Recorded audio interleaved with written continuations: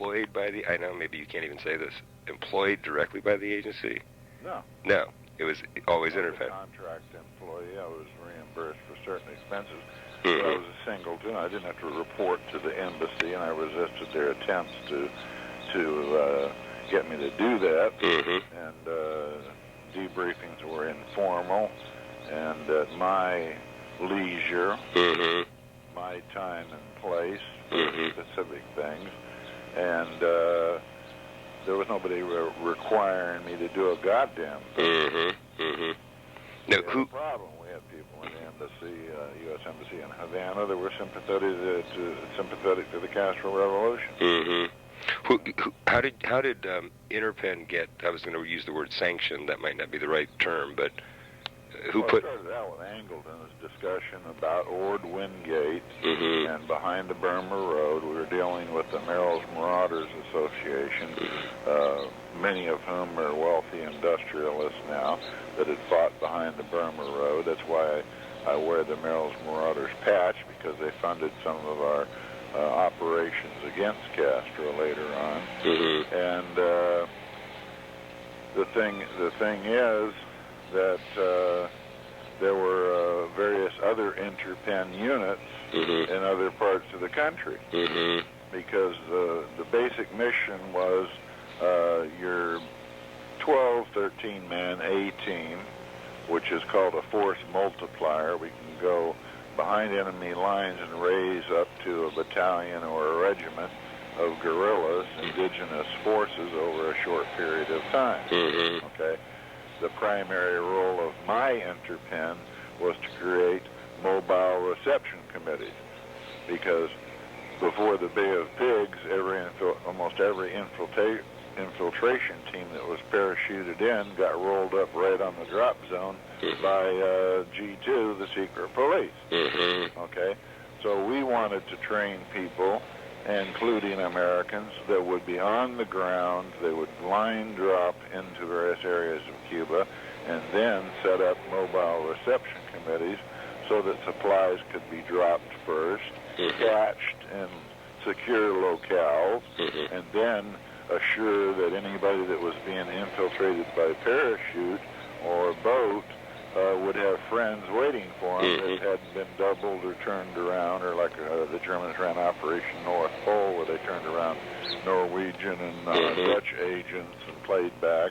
Quite often, CW operator, the shortwave operator, had a secret way of informing his bosses that he'd been turned around. He was under control of the enemy by misspelling certain words or whatever. Different ways of doing it. But the problem was they had made no effort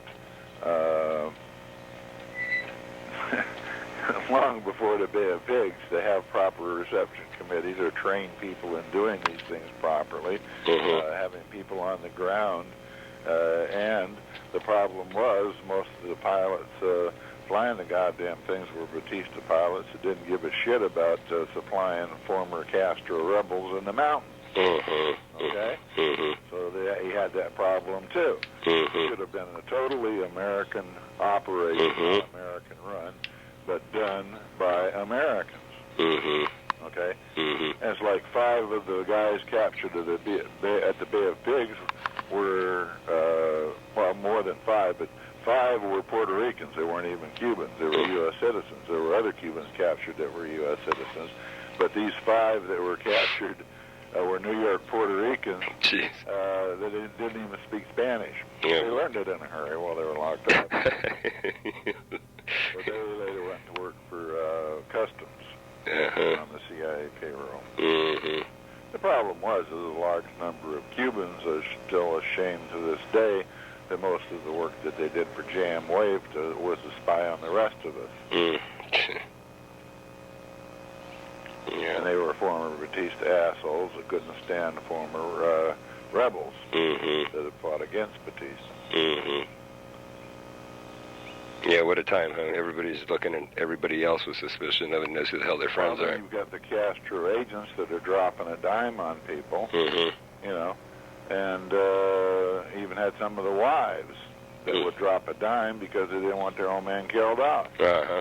And then the threat of having the refugee food, the welfare money, and all that shit being cut off if you were caught in a camp or on an operation, all the other kind of horse shit going on. Mm-hmm. And, of course, when I took the word up to D.C. that this kind of shit was going on, Bobby Kennedy went ape shit and clamped down on a bunch of assholes. Uh-huh.